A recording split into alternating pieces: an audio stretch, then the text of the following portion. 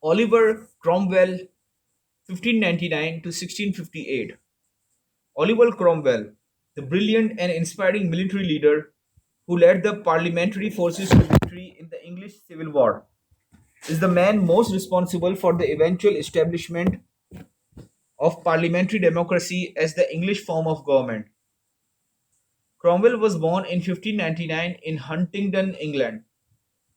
As a young man, he lived in an England torn by religious dissensions and governed by a king who believed in and wished to practice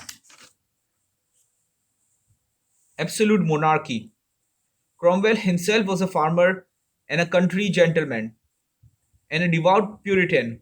In 1628, he was elected to Parliament, but he served only briefly, because the following year King Charles I decided to dismiss Parliament and govern the country alone. Not until 1640, when he was in need of money to prosecute a war against the Scots, did the king call a new parliament. This new parliament, of which Cromwell was also a member, demanded assurances and protections against a resumption of arbitrary rule by the king.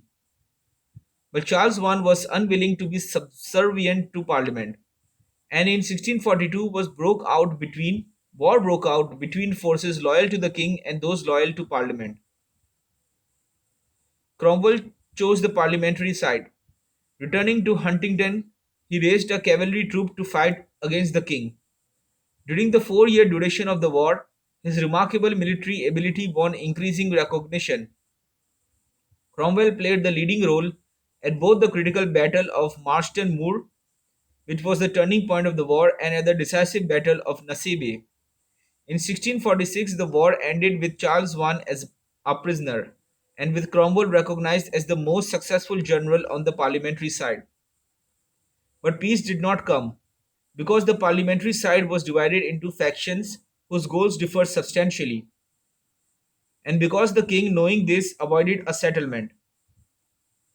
Within a year, a second civil war had begun, precipitated by the escape of King Charles and his attempt to rally his forces. The outcome of the renewed conflict was the defeat of the king's forces by Cromwell, the elimination of the more moderate members from parliament, and the execution of the king in January 1649. England now became a republic, ruled temporarily by a council of state, of which Cromwell was chairman. But royalists soon gained control in Ireland and Scotland, and gave their support to the dead king's son, the future Charles II. The result was the successful invasion of both Ireland and Scotland by Cromwell's armies.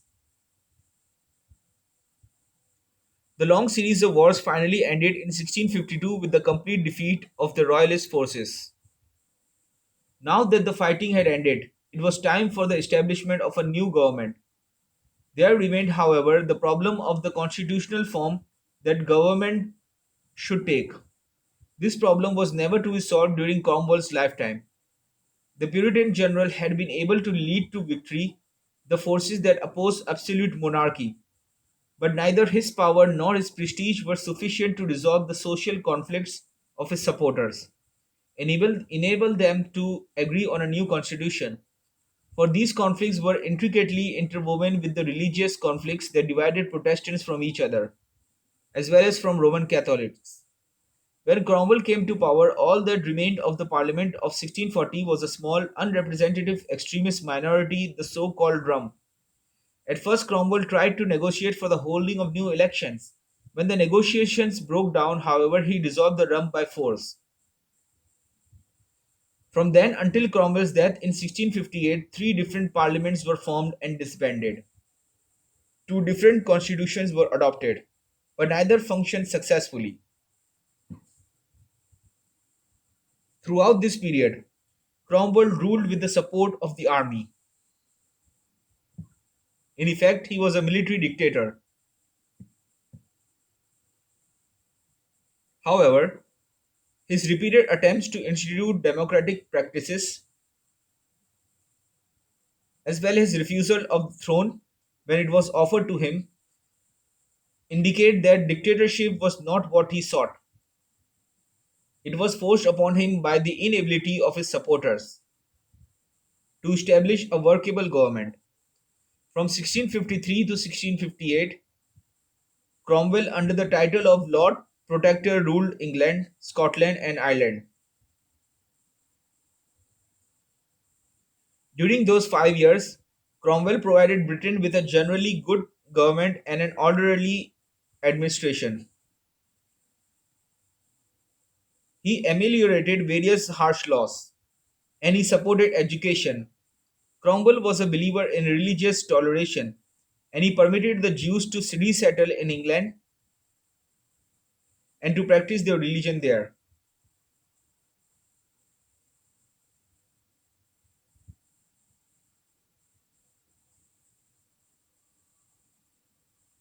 Cromwell also conducted a successful foreign policy. He died in London in 1658 of malaria. Cromwell's eldest son, Richard Cromwell, succeeded him, but ruled only briefly.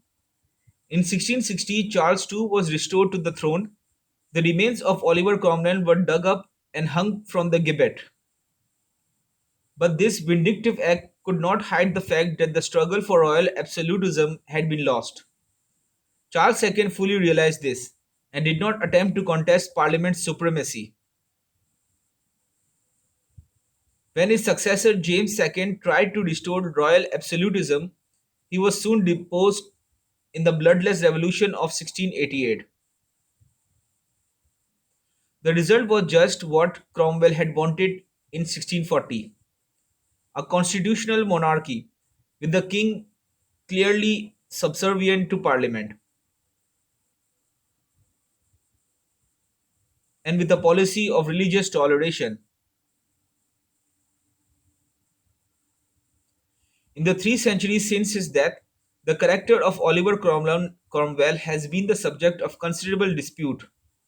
Numerous critics have denounced him as a hypocrite, pointing out that whereas he always claimed to favor parliamentary supremacy and to be opposed to arbitrary executive rule, he in fact established a military dictatorship. The majority view, though, is that Cromwell's devotion to democracy was quite sincere. Although circumstances beyond his control sometimes compelled him to exercise dictatorial powers, it has been observed that Cromwell was never devious, nor did he ever accept the throne or the establishment of a permanent dictatorship. His rule was usually moderate and tolerant. How shall we assess Cromwell's overall influence on history? His chief importance, of course, was as a brilliant military leader who defeated the royalist forces in the English Civil War. Since the parliamentary forces had been getting somewhat the worst of it in the early stages of the war, before Cromwell came to the fore, it seems quite possible that their ultimate victory would not have occurred without him. The result of Cromwell's victories was that democratic government was maintained and strengthened in England.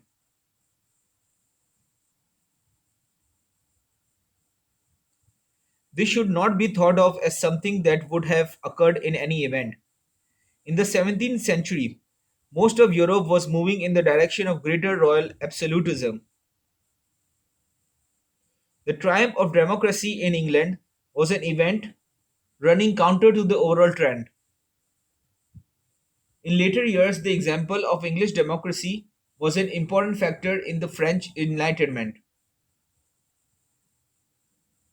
In the French Revolution and in the eventual establishment of democratic governments in Western Europe, it is also obvious that the triumph of the democratic forces in England played a vital role in the establishment of democracy in the United States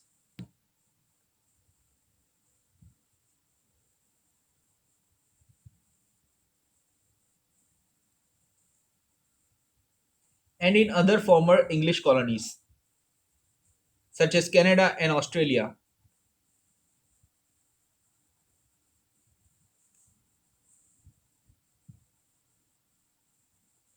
Although England itself occupies only a small part of the world, democracy has flowed from England to regions that are not small at all.